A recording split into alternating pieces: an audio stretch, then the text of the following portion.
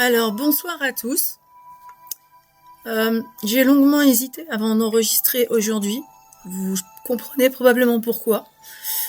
J'ai un petit souci de voix. Je peux même pas chanter sous la douche. C'est bête. Enfin, ni nulle part ailleurs d'ailleurs. Et puis, les jours avancent. Et puis, je me dis, il va bien falloir que je la fasse, ma chronique. Donc, hop, chronique. Alors, de quoi on va parler aujourd'hui? C'est la bonne question qu'on peut se poser. On va parler de la deuxième partie d'un roman fantasy qui a pour titre Lieuse et dont j'avais l'année dernière présenté le début. Et c'est vrai que ça m'avait fait. Le roman m'avait vraiment impressionné par l'ampleur de l'univers que l'auteur a pu créer. Mais ça m'avait déstabilisée aussi parce que il y a vraiment une profusion de personnages, de références, d'enjeux et en fin de compte cette immersion demandait une attention vraiment. Donc presque un temps comment dire, d'apprivoisement. C'est plutôt pas mal comme et et du coup je m'étais un peu comment dire c'est j'avais du mal à saisir les références, les enjeux sur ce premier opus. J'avais besoin vraiment de toute mon attention. J'avais besoin de noter, de noter les passages, les personnages. Alors que en fait, avec cette deuxième partie, l'auteur reprend son récit avec une générosité narrative vraiment intacte, mais surtout, un grand merci, il y a une volonté quand même appréciable de guider davantage en tout son lectorat. Et en tout cas, c'est vrai que moi, je l'avais relevé et c'est une fois qu'on est dedans, c'est plus la même chose. Voilà. Donc là, j'ai senti une différence très nette dès les premières pages. Christophe Menet, il prend soin de les replacer d'ailleurs, ces personnages principaux, d'expliciter leurs liens. Et il y a un résumé qui remet immédiatement l'histoire en mémoire. Ça, c'est toujours très appréciable. Surtout que, je vous dis, il y a une bonne année qui s'est écoulée entre les deux. Et je pense pas que ce choix. Oups, je suis vraiment désolée. Mais pour moi, ce choix n'est pas anodin. Parce que ça change quand même vraiment beaucoup l'expérience de lecture. C'est un petit peu plus immersif. Voilà. Et c'est vrai que là où dans le premier opus, j'avais eu l'impression de plonger, vous savez, dans un labyrinthe, dans une piscine labyrinthe, ouais. Avec plein de chemins à prendre, on sait jamais lequel suivre. Et c'est ça. C'est vrai que je savais pas trop où donner de la tête. Et ce second volume a canalisé vraiment davantage mon énergie romanesque, disons. Romanesque. Je le dis plusieurs fois parce que je l'utilise tellement pas, ce mot. C'est vrai que là, bon, il y a un petit quelque chose en plus. Alors c'est compliqué. C'est vrai que déjà j'ai pas de voix. Ensuite c'est vraiment le cœur. Je vais pas vous, je peux rien dire sans spoiler sur ce deuxième opus. Donc c'est déstabilisant aussi de devoir se censurer. Donc des fois je vais commencer à dire un truc puis je vais dire non. Tu dis pas ça. Et vous savez très bien que je fais un enregistrement, je reviens pas dessus parce que j'aime bien que ce soit naturel. Oui, je sais, ça peut être naturel et nul. Voilà, mais ça peut être monté et très naze aussi, hein. Donc voilà. Et oui, donc moi je fais dans le naturel. Et là, c'est vrai que je suis rentrée quand même dans le récit avec beaucoup plus de fluidité, comme les premières étapes, je vais dire, du voyage. C'était plus facile à lire et donc j'étais plus confiante. Ça donne toujours envie d'avancer. Et il y avait aussi le plaisir de retrouver un monde, euh, enfin pour moi en tout cas, en percevant désormais beaucoup mieux les lignes de force. Vraiment. J'espère que ça va pas interdire ma vidéo, ben, sinon tant pis pour moi. Mais je vais passer, parce que en fin de compte, c'est vrai que j'avais pris l'habitude de lire avec une musique de fond. Euh,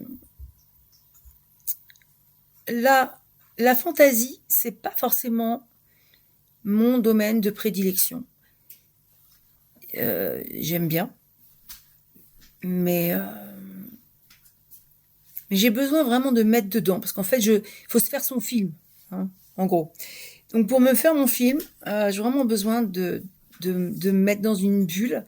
Et en cherchant un peu, j'ai trouvé la musique originale du film Les Seigneurs d'Outre-Monde. Alors, me demandez pas, hein, ce qui se passe dans ce film que je n'ai absolument pas vu. Je me suis intéressée qu'à la musique qui est composée par Guy-Roger Duvert et Nicolas Dubu. Il faut savoir, alors que quand je lis, moi, je vais prendre une musique qui va tout le temps me rappeler l'histoire. Là, c'est un morceau qui fait 2 minutes 15 et donc qui a tourné en boucle. Il faut savoir que moi, j'aime bien arrêter le temps et qu'une musique qui tourne en boucle, ça ne me dérange pas et au contraire, c'est même c'est en fait très immersif.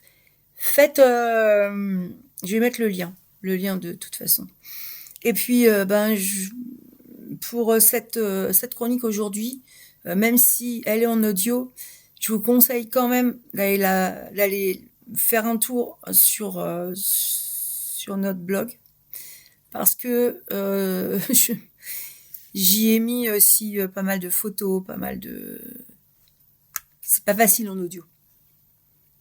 Et là, j'évite la vidéo parce que ça va pas être possible. Hein? Oui, c'est pas possible. Voilà. On me confirme que bon, il vaut mieux éviter que je fasse une vidéo là. Ouais. Ça arrive à tout le monde, hein. Voilà, sachez que bon, moi j'ai une grippe tous les 30 ans, je vais pas me plaindre non plus. Mais là, ça commence à bien faire. Là, elle peut aller faire un tour ailleurs, elle va pas me manquer. Et je suis contente de moi parce que j'ai fait des très belles photos du livre. En plus de le lire. Alors, comme je vous l'ai dit, l'intrigue, elle est beaucoup plus lisible et beaucoup plus captivante parce que quand on comprend rien, c'est pas forcément super. Et comme il y a un résumé au début, ça donne le ton. Il y a marqué en 4e de couverture, des siècles de paix n'ont pas préparé les cités sœurs au réveil de forces anciennes, liées aux croyances, aux légendes et à des démons que l'on croyait relégués aux marges du passé. J'aime bien cette phrase, elle est belle. Et en fait, cette idée est quand même particulièrement séduisante parce que elle place le roman au croisement de plusieurs tensions qui sont très fortes. Il y a la civilisation, la superstition, la prospérité et la fragilité, et puis la mémoire enfouie et les menaces qui ressurgissent. C'est là d'ailleurs que la fantaisie prend ce qui est de plus intéressant, je crois. Et dans cette deuxième partie, moi j'ai eu vraiment le sentiment que le paysage vraiment global se précisait enfin. C'est-à-dire que le premier, je crois qu'il commençait à... Je commençais à peu près en fin de lecture, à mettre un petit peu les trucs tout en place dans ma tête. Alors que là, il y a clairement des situations qui sont venues toutes seules. Et bon bah, alors je tiens à préciser que quand même, c'est un peu médiéval, bon, mais ils se battent beaucoup. Et je tiens aussi à dire que si on veut aller un petit peu plus loin dans l'histoire, bon, ils sont à cheval, évidemment, c'est la période, mais qu'ils ont une façon d'abattre leur ennemi en s'attaquant au cheval. La première scène, bah évidemment, hein, c'est la guerre, hein. Enfin, ouais. De toute façon, ils font que de se mettre sur la couenne. Un moment, je le dis, je l'ai pas écrit. C'est pas un truc que j'écrirais. Par contre, c'est un truc que je vais dire.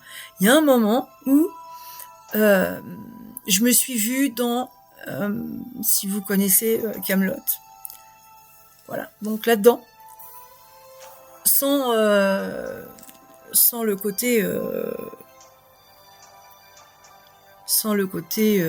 cynique, enfin cynique, je suis pas sûre, mais sans le côté hautement humoristique. Mais parfois, il y a des dialogues, vraiment, j'avais l'impression de les voir là dans leur taverne avec leur... Bon, voilà. Ça, c'était une petite parenthèse, donc je dis. Mais en tout cas, c'est vrai qu'il y a des alliances qui se dessinent plus clairement que ce que j'avais vu dans le premier. Il y a des oppositions qui gagnent en densité. Et les combats ne sont jamais de simples épisodes spectaculaires. Alors déjà, moi, j'ai pas trouvé ça spectaculaire à la façon dont ils attaquent les chevaux. Parce que je veux bien qu'on le fasse. Bon, on le dit une fois, deux fois. C'est vrai qu'au bout d'un moment, ça devient lourd. On se dit, attention, ça va pas donner des mauvaises idées à lecteur. Donc, ouais, je suis un peu... Je suis vraiment... c'est la grippe. Ça, c'est la grippe, c'est l'effet grippe. Donc, tout ça, ça s'inscrit dans une construction beaucoup plus vaste, dans une logique d'affrontement entre vision du monde, fidélité ancienne, mais bouleversement à venir. Et ce qui m'a particulièrement plu, c'est cette impression justement progressive d'entrer dans un univers insoupçonné. Comme si l'auteur avait mis un voile qu'il soulevait peu à peu sur quelque chose de beaucoup plus vaste que ce que j'avais pu apercevoir dans le premier opus. Alors il y a d'entrée dans le premier paragraphe, il y a un détail qui m'a fait vraiment rire. C'est le vin qui fait pas l'unanimité. C'est vraiment, ça met vraiment dans l'ambiance, hein. Donc voilà, il y a des dialogues et une situation que je décrirai pas. Ce serait qu'on rentre tout de suite dans le vif du sujet. Mais il y a le vin qui fait pas l'unanimité. Il y a des humeurs aussi qui vont raviver les légendes. Alors parfois douteuses, puis peut-être que non. Et puis d'un seul coup, sur le versant sud, il y a l'arrivée d'un homme qui arrive d'un glaive et accompagné d'un petit scribe encapuchonné. Alors eux participent à cette légère montée en tension du début de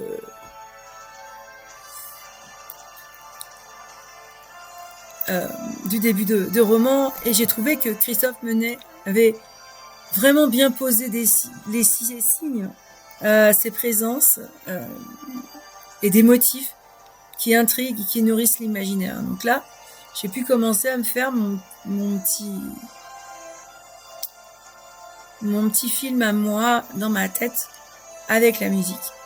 Voilà. Et sa fantaisie, la fantaisie de l'auteur ne repose pas forcément sur l'action. Moi, j'ai trouvé qu'elle vivait aussi par son atmosphère et par, par les croyances qui circulent. Parce qu'il y a ce frémissement constant entre réel politique et trouble mythologique. Alors c'est même parfois un peu brouillon. Ou alors c'est moi, parce que ça, franchement, comme la politique, je n'y comprends rien. Je pense que j'y comprends rien, qu'elle soit médiévale ou pas médiévale. Mais c'est vrai que c'est vraiment, on est vraiment dans une atmosphère là, vraiment, je vais pas dire sympa, mais on est dans le feu de l'action, quoi. Quant aux personnages, alors je les avais beaucoup plus présentés la première fois. N'empêche que je les ai trouvés plus accessibles. Et j'étais toute contente de retrouver Vincent. Pas trop comment je le présente. Je sais même pas comment ça se présente. Oh là là, c'est dur aujourd'hui. Enfin donc voilà, c'était mon personnage chouchou. Et c'est pour moi, c'est le plus grand atout d'ailleurs de ce deuxième opus. Euh, c'est ma chronique, alors j'ai le droit de le dire. C'est la manière dont l'auteur rend ces personnages plus accessibles. Et la richesse, il s'est passé quelque chose, il y a eu un bruit bizarre.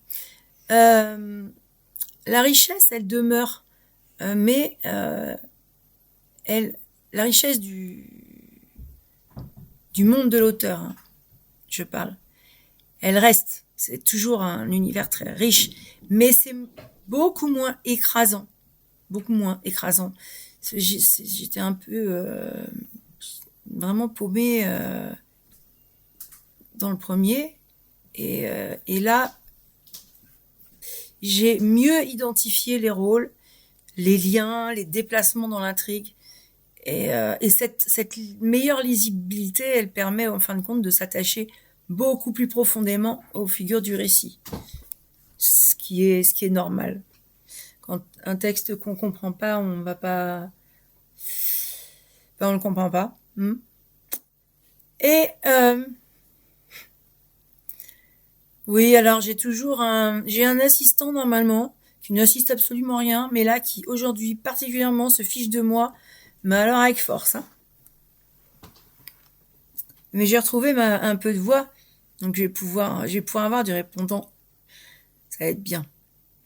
D'ailleurs, j'ai commencé par lui filer le premier opus de Lieuse, justement, tiens, pour avoir un autre avis que le mien. C'est toujours intéressant. Un avis masculin contre un avis féminin. Parce que, faut être honnête, on ne voit pas les choses de la même façon. Par exemple, moi, le vin, au début, c'est bien une discussion masculine. Il me semble. J'ai pas en mémoire, enfin, en tout cas, je me souviens de cette discussion. Moi, par exemple, le vin, j'y connais rien. Peut-être que, non, mais après, on va me dire que je suis pas assez féministe. Bon, c'était peut-être une mauvaise idée, le vin. Bon, on va dire les batailles. Alors là, je suis sûre et certaine que la plupart des femmes n'auraient jamais attaqué les chevaux de cette façon-là. Jamais. En tant que femme, j'ai bien une idée de la façon dont je les arrêterais, et c'est pas celle-là. Avec les mêmes armes et tout ça. Donc ça doit être quand même, c'est un peu de torture, et c'est quand même, c'est un petit peu plus masculin. Bon. Oui, je sais, je vous en ai déjà parlé de ça, mais ça m'a vachement choquée. Parce que comme il y a plusieurs batailles, et que c'est visiblement l'angle d'attaque, au bout d'un moment, je me suis dit, ils ne peuvent pas leur foutre la paix. Ces chevaux, mais ils en font quoi après? Bon, peut-être qu'ils les mangent, hein. Enfin là, ils avaient de la viande jusqu'à longtemps. Ouais. Donc voilà, il y a ce côté, un avis masculin sera toujours, à mon sens, différent d'un avis féminin. Et je trouve ça très intéressant. Donc j'attends l'avis du assistant qui, comme ça, il assistera vraiment. Ça, pour l'instant, il a un titre. Puis voilà. Il a un titre, et puis. Et même pas, il enregistre le podcast pour me rendre service alors que j'ai pas de voix, que j'ai la grippe, que j'ai passé une semaine horrible. On s'en fout de ma vie. Parce que ce sera jamais assez bien. Qui dit? Ce sera jamais assez bien. Comment ça, ce sera jamais assez bon? Bref. N'empêche que on va refermer le 3615 My Life. 3615, pour ceux qui sont de ma génération, c'est le Minitel. Donc aujourd'hui, on pourrait faire mylife.com. Enfin bon, et moi j'ai retrouvé avec un plaisir non dissimulé ce personnage, donc Vincent, qui est capitaine de la garde ducale de Corrières. Si vous vous souvenez bien, il y a plusieurs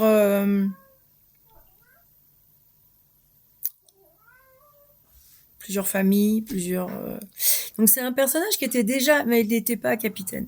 C'est un personnage qui était déjà attachant dans la première partie, et son retour, il agit vraiment comme un point d'ancrage. En fait, c'est un repère. Ce personnage, comme je l'aime beaucoup, c'est un repère pour moi.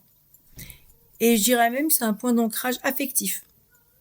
Parce que comme il y a énormément de personnages, c'est toujours très intéressant d'avoir ce type de repère. On sait, lui, on sait où il se place, on sait ce qu'il fait, on connaît sa fonction. Enfin, après, c'est pour le personnage auquel vous vous attachez, hein, vous vous attacherez pas forcément au même que moi, non plus. Moi, par exemple, je m'attache à un personnage masculin. Est-ce que, dans une chronique masculine, le chroniqueur va s'attacher à un personnage féminin?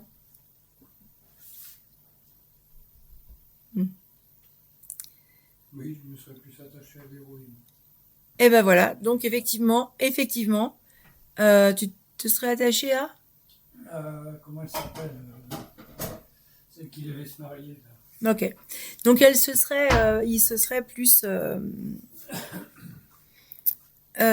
attaché à voilà. Comme ça, ben j'ai un trou de mémoire, ça c'est génial, sur un personnage féminin. Bon. Donc comme quoi, alors effectivement, ce personnage est très attachant parce que moi je l'aime beaucoup aussi parce qu'elle est quand même assez particulière. Hein, elle se bat. Avec sa belle-mère, c'est des personnages quand même assez particuliers. Mais pour moi, le repère, ça reste Vincent parce que il y a quelque chose chez lui qui est familier, qui est solide et qui m'aide tout le temps à renouer avec l'histoire. Et en fait, en plus, j'avais envie de le suivre. Donc, évidemment, de suivre aussi l'évolution de tous les événements à ses côtés, puisque c'était mon guide dans l'histoire. Et cette capacité à mêler l'ampleur, ouais, l'Ingrid de Corrières. Ouais. Oui, lui, enfin voilà, un lecteur masculin s'est plus attaché tout de suite à l'Ingrid, alors que moi je la trouve super. C'est pas forcément le personnage que j'ai pris pour guide. Voilà. Moi j'en ai un autre et à chaque fois que je le vois qu'il apparaît dans l'histoire, bon c'est quand même souvent, hein, fait partie des personnages principaux. Et ben je renoue tout de suite. Donc même si j'ai lâché le fil, ça me donne envie de savoir ce qui va lui arriver. Et cette capacité à mêler cette espèce d'ampleur épique et et cet attachement intime, je trouve que c'est une des belles réussites du roman. Et c'est amusant parce que du coup, je vous parle de l'Ingrid, ouais, puisque puisqu'une autre lecture retient plus ce personnage. Mais derrière ces enjeux collectifs, derrière les conflits et derrière toutes ces forces obscures, l'auteur n'a pas oublié la dimension humaine de son récit. Et pour moi, c'est ce qui rend cette saga, c'est une saga fantasy qui est vivante. Elle se contente pas de bâtir un monde, mais l'auteur a bâti ce monde et puis ensuite il a peuplé avec des êtres qu'on a envie de revoir, enfin ou pas. Mais il y a ceux qu'on a envie de revoir, de comprendre, et même parfois ceux qu'on a envie de protéger. Et l'Ingrid, c'est... Excusez-moi. L'Ingrid, c'est plutôt ça. C'est plutôt un des personnages que... ouais, on a envie de protéger. Je crois qu'elle a besoin de personne, mais... Non, elle a besoin de personne. Et c'est ce qui fait tout un... C'est peut-être pour ça que je me suis pas attachée à ce personnage, parce qu'elle donne envie. Enfin, on a envie de la protéger au départ, quand on la rencontre. Puis elle a une telle... Elle a une telle façon de... Vous allez voir que vous allez pas la louper, hein. Dans le roman... Bon, ben, ça fait un peu comme se faire jeter et dire, écoute, toi, le garde du corps, casse-toi parce que franchement, j'ai pas besoin de toi et même, limite, tu m'encombres. Alors, c'est vrai que elle est plus, ce personnage que j'aime beaucoup aussi. C'est plus, n'a plus tendance à être un amusement. Non? Pas pour toi? Oui. Voilà, c'est un avis qui est partagé. C'est un personnage féminin. On s'y attend pas dans la famille royale, quoi. Après, voilà. Alors, pour me repérer, moi, parce que c'est pareil, il y a des personnages, il y en a énormément. C'est pour ça que moi, j'ai pris des notes et une musique qui va me rappeler systématiquement cet opus, en tout cas. Et pour me repérer parce que il y a un univers, on dit le monde connu, bah c'est gentil, mais le monde connu était quand même assez vaste. Et j'ai gardé à côté de moi la carte, parce que l'auteur m'avait envoyé avec la carte de ce fameux monde connu. Et d'ailleurs, je remercie pour cette attention, parce que ça renforce vraiment l'immersion. Mon collecteur a aussi pris la carte pour se repérer. Et dans une fantaisie aussi ample, franchement, la géographie, c'est pas un détail.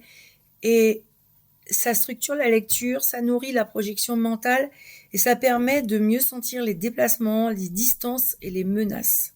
Donc si vous allez sur la chronique du blog, j'ai mis une photo de cette carte et en couleur, s'il vous plaît. Mais si vous lisez vous avez quel que soit votre mode de lecture, il y a un site qui est dédié à l'univers où vous allez voir aussi cette carte. Voilà, ça constitue le site que j'aime beaucoup, constitue également un prolongement assez précieux de l'expérience. Moi, j'ai senti à quel point Christophe Menet pense sa saga comme un ensemble cohérent et presque organique quand même, qu'il inscrit dans plusieurs temporalités. Et ce genre de profondeur, ça donne du poids au récit. Lieuse, ça se limite pas à une aventure isolée. C'est vraiment une fresque, voilà. Une fresque assez vaste dans une histoire du continent, bien sûr, dans une architecture narrative qui est très ambitieuse et qui dépasse, à mon sens, d'ailleurs, le simple cadre du roman, mais c'est peut-être pour ça que parfois on se perd, mais c'est quand même super intéressant. Et il y a un petit bémol, parce que j'avais adoré le journal d'Aywin, qui n'est pas dans le bouquin, qui est sur le site. Et j'aurais voulu vraiment découvrir une suite. Et malheureusement, je sais pas, j'ai pas posé la question à l'auteur d'ailleurs, mais ça semble interrompu et c'est dommage parce que ce type de contenu annexe, ça enrichit vraiment les grandes sagas de fantasy en donnant en général au lecteur cette impression d'habiter le monde autant de le lire. On a un visuel, alors normalement le bestiaire était prévu. Il est dans ma tête maintenant. Alors j'ai aussi voulu parler de la couverture, parce que la couverture, si on la regarde comme ça, elle change simplement de teinte, et c'est quelque chose qui peut être surprenant. Mais j'ai trouvé que finalement, ça traduisait très bien l'esprit du roman. Là, pour la deuxième partie, elle est dominée par des tons rouges, et presque pourpre d'ailleurs, et elle dégage vraiment immédiatement cette impression de noblesse, de tension et de mystère. Il y a des motifs végétaux, c'est pas trop ça, mais j'ai pas d'autres termes, mais en arrière-plan, c'est vrai que ça évoque à la fois l'ancienneté, la mémoire, quelque chose de vivant, mais aussi de secret. Et ce graphisme, il est bien présent, il est élégant, mais il est sobre. Il surcharge pas le regard. En fait, je la trouve jolie, alors que je pense que au concours des couvertures, ce serait pas la première qu'on présente. Et pourtant, il y a un choix typographique qui renforce aussi cette impression de conte ancien, de légende, de ce qui s'inscrit dans la durée. Et les lignes géométriques qui sont plus sombres dans l'angle inférieur. D'ailleurs, on dirait que c'est une partie de quelque chose. Et pas forcément un tout. Et ces lignes géométriques qui sont dans l'angle inférieur, mais qui semblent être en fin de compte qui pourrait former un cercle. Ça apporte un peu d'ordre, de structure, et l'ordre, eh bien, c'est le pouvoir. Tout ça, ça fait vraiment écho au roman lui-même. C'est un monde raffiné, mais traversé de forces anciennes, de croyances persistantes et de conflits en train de se révéler. Ils sont, de toute façon, ils sont jamais d'accord. C'est pas compliqué. Donc c'est une couverture qui en dit pas trop, mais qui installe quand même l'atmosphère. Et dans le cas de Lieuze, je trouve que l'atmosphère, elle est assez essentielle. En tout cas, personnellement, j'aimerais bien savoir ce qui se passe après, parce que normalement, il y a un tome 3 prévu.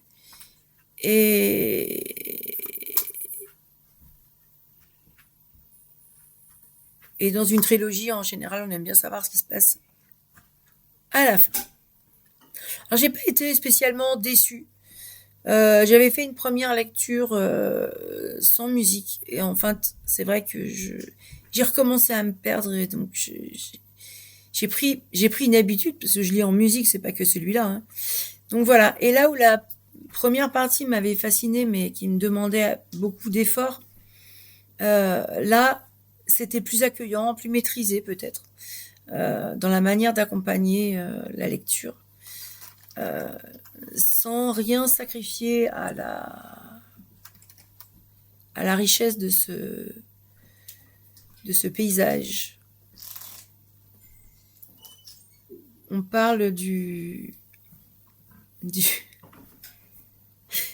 paysage verlénien, et ben là on va parler du paysage de Menai. Voilà.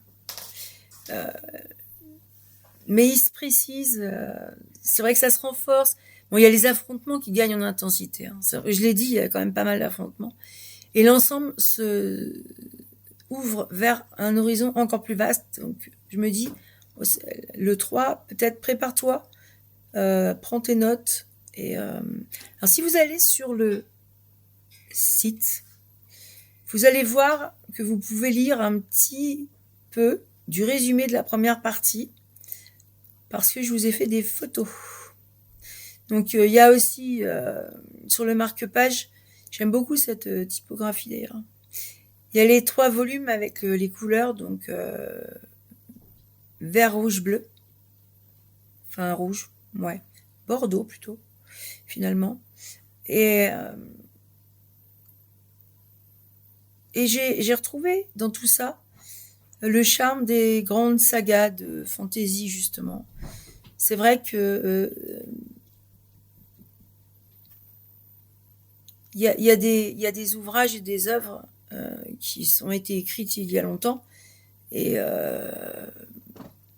on va sauter dessus aujourd'hui parce qu'il y a des films très hollywoodiens avec de la musique extraordinaire, ce qui n'est pas mon cas d'ailleurs, parce que moi j'avais aimé la lecture, mais je réalise à quel point quand on crée un monde et des personnages,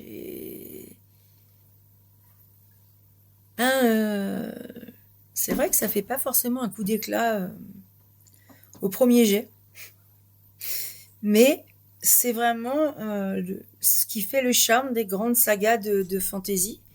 Et si ça se trouve, dans 20 ans,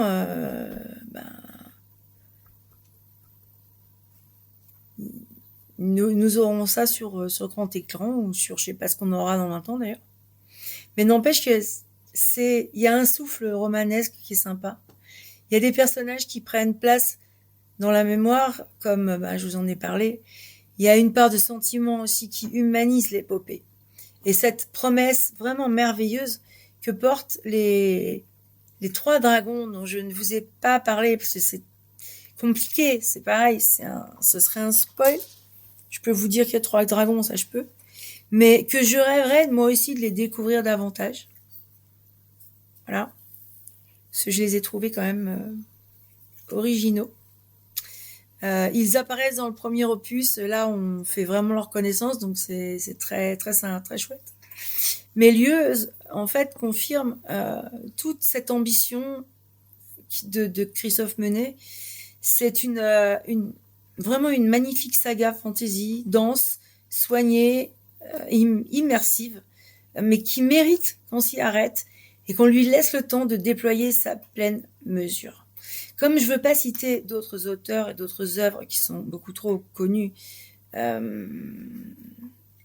le fais pas, voilà. Mais c'est exactement ça. Il y a des sagas qu'on laisse un moment et qu'on va retrouver par plaisir après. Et là, c'est exactement ça. Donc, si vous aimez les univers qui sont vastes, les récits de légendes, les alliances, bon, fragiles, toujours fragile une alliance. Et les mondes, justement, là, il y a le monde où l'ombre du passé revient menacer le présent. Je suis même sûre que ce roman va vous séduire. En fait, ça demande un effort. Et là, il n'y a pas un film qui vous y ramène. Il n'y a pas un autre support qui y ramène, puisque c'est un livre récent. Voilà. Qu'on peut lire. Moi, je conseille de le lire en format papier, parce qu'il est vraiment. En plus, il est joli. Même l'intérieur, les pages, je vais pas vous dire que c'est des enluminures, parce que c'est pas vrai. Mais c'est vrai que moi, j'ai vraiment, ouais, vraiment accroché. Vraiment, je suis admirative par rapport au travail de l'auteur sur cette saga de fantasy et j'espère très sincèrement qu'il va continuer. Donc la musique de lecture, hein, je vous l'ai dit, c'est la lecture en boucle d'un morceau qui n'est pas très long et du film Le Seigneur des Mondes et le titre c'est The Rider of the Seven Pillars. C'est la version orchestrale, voilà. Et celle-là est composée par Guy Roger Duvert. Guy Roger Duvert qu'on connaît comme auteur, mais moi j'aime surtout. Bon, je lis ses livres, mais j'aime beaucoup sa musique, la musique de film, et ça en fait une fabuleuse musique de lecture que je vous ai passé un petit peu de temps en temps par ici, par là. Comme il y a forcément des droits d'auteur, on se retrouve très très rapidement censuré, et c'est dommage. Le but, c'est pas de faire censurer ma chronique, hein. Le but, c'est de la publier. Donc, je vais vous mettre un tout petit peu, mais vraiment un peu, de cette musique pour terminer en beauté et vous immerger dans l'univers de Lieuze. Moi, je vous souhaite une belle semaine. J'espère que d'ici la semaine prochaine, ce sera plus facile pour moi de parler et de discuter chronique. En attendant, n'hésitez pas à venir en discuter sur le groupe de lecture. Il est toujours là pour vous accueillir. Moi, je vais vous souhaiter une belle semaine et je vous dis à la prochaine.